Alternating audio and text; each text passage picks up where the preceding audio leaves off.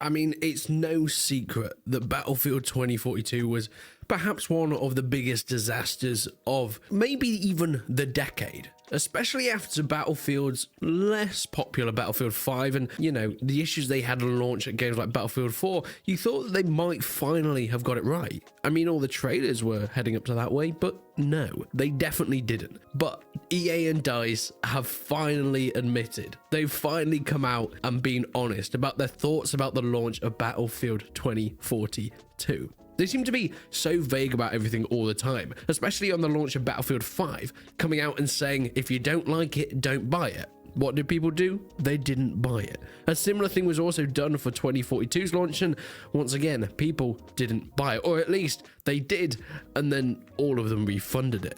IGN released this article today talking about how Battlefield 2042 is currently less popular than Battlefield 1, 4, and 5 on Steam. This game came out in October. Let's remember that. If we look on the Steam charts for this game, Battlefield 2042 has 2,268 players right now. Okay, granted, Battlefield 1 and Battlefield 5 still don't have that many people on it, but this game just came out. This is a new Battlefield game. If we look back to the early days of Battlefield 1, for example, even the first few years, it was an incredibly healthy player base. Of course, it's now on Steam, which it wasn't upon its release, so these numbers aren't exactly very authentic to its release numbers, but it is safe to say, numbers-wise, this game has been a complete disaster. The launch saw a peak of over 100,000 players, and the dip was almost instantaneous, going from that 100,000 all the way down to 26,000 and then reaching the 10,000 mark in January after its release in end of October, early November. Now, there are many reasons that this is down to, and I'm not going to go into it today. What I really wanted to look at today is exactly what EA were saying. Publisher EA admitted that Battlefield 2042 did not meet expectations, and soon after, a petition asking for refunds was started online that more than 220,000 players have now signed. Now, me personally, I did actually get a refund. I did this on Steam through Steam refunds, but of course there are a lot of places that don't let you do refunds in that way, especially if you bought things like physical copies of the game for console, and a lot of places like PlayStation 4 had a lot of issues with refunds as well. I think at some point there was some stores that were stopping people from actually refunding it. EA says that Battlefield did not meet their expectations. Of course it didn't. And of course, bringing the excuse of COVID-19 lockdowns to impact the final product. Now, that could well be true, and I'm sure it has played a massive part, but that doesn't stop people from delaying. Now, granted, things like investors are a massive part to publishers this size, but surely that just speaks to the issues that big companies like this are very out of touch with their actual audience and paying too much attention to investors. And you might be saying, of course, Resonant, of course they're doing that. That's where the big bucks come from. Well, obviously not, when 220,000 players have wanted a refund for this game. There's no big bucks here. Now, DICE have come out to say that they are still making changes.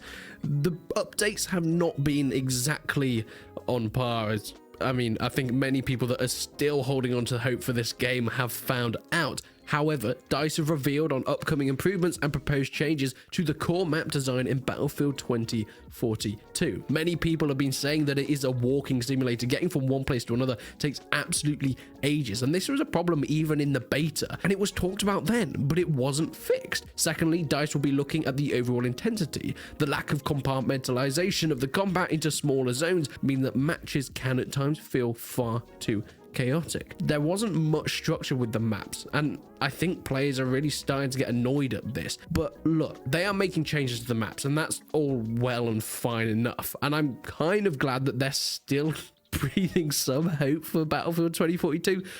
But it's obviously at this point too little too late. Sure, they could literally remake and overhaul every single map, but I don't think it's going to make any difference to the way that people see the game at the moment. It's already completely dead. As mentioned, the player base has completely gone. And whilst on Steam charts at the moment, it says that there's more people playing it than Battlefield 1 and Battlefield 4, what you really have to look at are the 24-hour mark. See, if we look at Battlefield 2042 in 24 hours, 2,600. That's the peak. Battlefield 1, 9,700 in the 24-hour peak. That is insane. And that just proves that it's because it's a much better game rather than just because this game came out a few months ago. Battlefield 1 came out in 2016. It is over 5 years old and is still getting 5 times the amount of players that Battlefield 2042, a 3-4 month old game, is getting, which is insane to me. And it's all well and good. EA and DICE can say whatever they want, saying that they're going to fix it, saying they're going to do improvements. But with such a big hit, I don't know if they can recover from this. Now, it has been seen in the past. A game like No Man's Sky has been able to recover from a massive loss. Even something like Battlefield 4 that had a disaster of a launch is now one of the most beloved BF games. But I think this has gone too far. I think there is a mixture of people being sick of FPS games in general, at least for the big budget AAA ones. They're heading towards the more niche stuff like Hell Let Loose, Postscriptum, Insurgency, that sort of thing. But also the fact that they're fed up of EA and DICE. EA is probably the most hated company in the gaming world, and DICE really need to get away from them. Will they do that?